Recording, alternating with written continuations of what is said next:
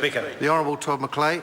Mr Speaker, thank you. May I start by congratulating you on your election as Deputy Speaker. Can I say it is a great pleasure to have worked with you and I very much look forward to the way that you will conduct this House as we go forward. I think you are more than able and up to the job. Can also recognise the Speaker for his election or reappointment and Mr Tish as Assistant Speaker, but also want to pay tribute and compliments to Mr Mallard, the Honourable Trevor Mallard, who has also become an Assistant Speaker.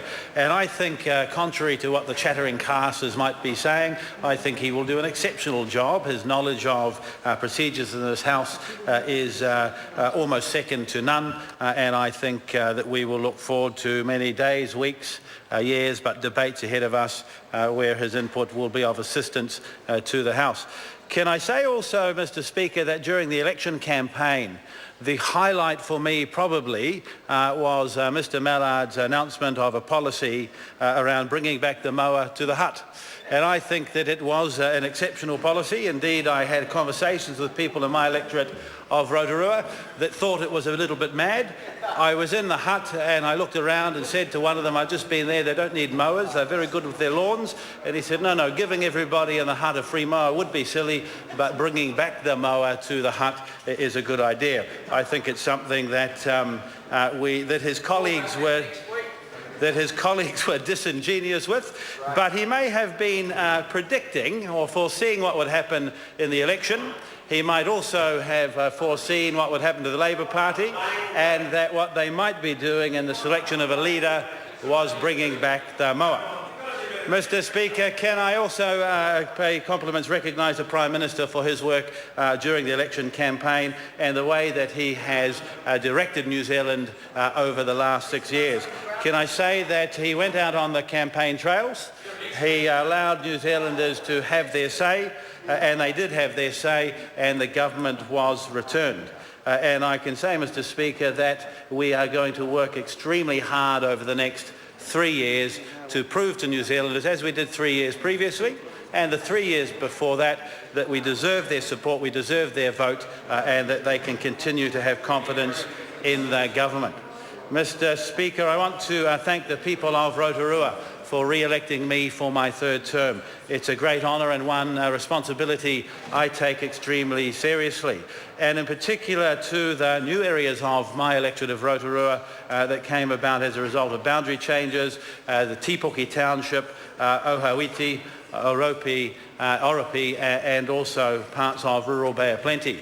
It is an honour to now represent them, follow in the footsteps of Tony Ryle, who was their representative for so many years, and I very much look forward to working hard on their behalf, as the government will work hard on their behalf to make their lives better, to make them fairer, and to offer opportunity to them and to their children.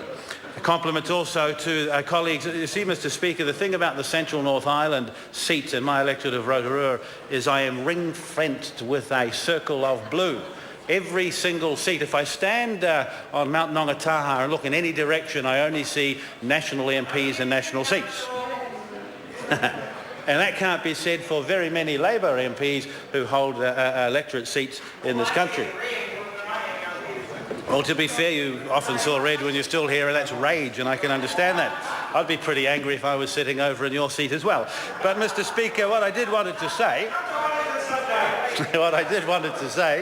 is that around me we have some very capable members of Parliament. The Honourable Simon Bridges, who continues to represent the seat of Tauranga.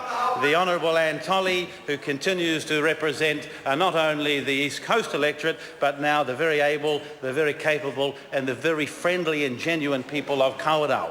And also Todd Muller, who I would like to say gave an exceptional speech last night as his maiden speech, and look very much forward to working closely with all of these MPs on behalf of the Bay.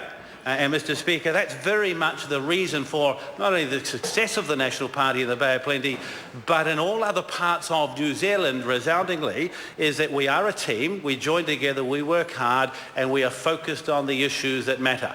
And a little bit of advice, there are other parties in this House who, if they thought a bit more about the public than themselves, may find the result of the election would have been a little bit different, although when one considers the policies, probably not a lot different. Mr. Speaker, what I wanted to say is I'm extremely grateful to the Prime Minister for giving me an opportunity to serve in Cabinet and for returning the revenue portfolio to me. It's a portfolio I've held for almost 18 months. It's one that I enjoy, and it's one that I very much look forward to working hard over the coming period of time. You see, the thing about revenue, Mr. Speaker, is that we must collect it so that future governments can spend it. We have to make sure that the tax system is fit for purpose, that it's fair, that it's balanced, that it's efficient, and that everybody pays their fair share of tax. And what we've found over the last 18 months is issuing small press releases or squawking from the other side of the House does nothing but squawk, doesn't collect any tax, and largely all it will do is create great confusion around the country. Mr. Speaker, business transformation is something the government has had on its agenda for a period of time, and we now start to move forward in this. Business transformation is about the modernisation and simplification of the tax system. And it's very important, Mr. Speaker, that we work hard to get this right. There will be many opportunities for this House, both here and in committee, to focus on the issues that matter when it comes to taxation through business transformation.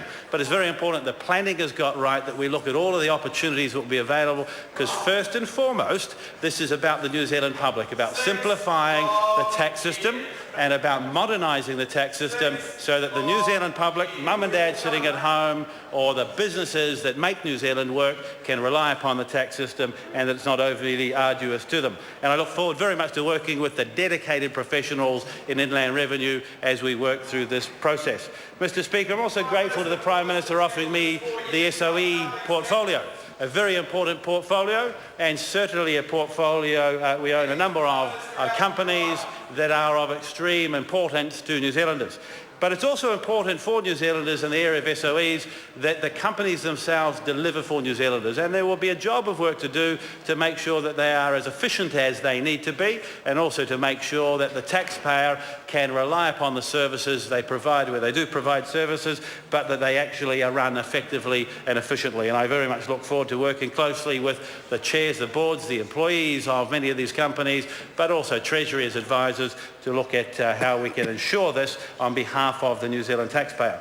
We also, Mr. Speaker, have been offered the opportunity to be Associate Minister of Foreign Affairs, and can I recognise the very significant body of work that the Honourable Murray McCully has done over the last 6 years, as other ministers before him and members of this House have, but single-handedly almost every day has focused on what's important for New Zealand and helped with others to deliver a great victory for New Zealand in our election to the Security Council. And I think it says a lot about Mr. McCully, but a lot about the way the world views New Zealand when one looks at the result of that vote. To have more than 2/3 of the countries casting a vote having selected New Zealand as their preference on a first vote tells you a lot about the reputation that we have. And to the last speaker in the debate, in this debate, I want to say that I do believe he does have a lot of wisdom.